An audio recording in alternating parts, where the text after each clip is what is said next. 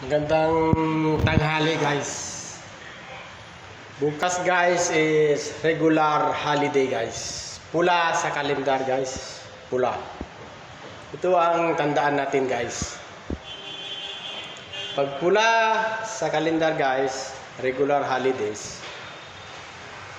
Pag nagtrabaho ka guys, bukas guys, double pay guys, double pay.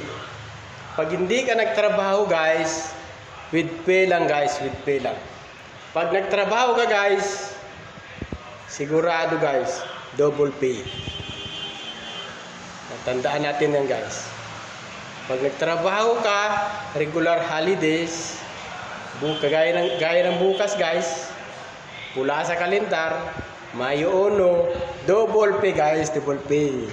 Double pay guys. Huwag kayong papayag guys, di double pay guys. Pag nagtrabaho kayo. Pag hindi nagtrabaho guys, with pay lang kayo guys.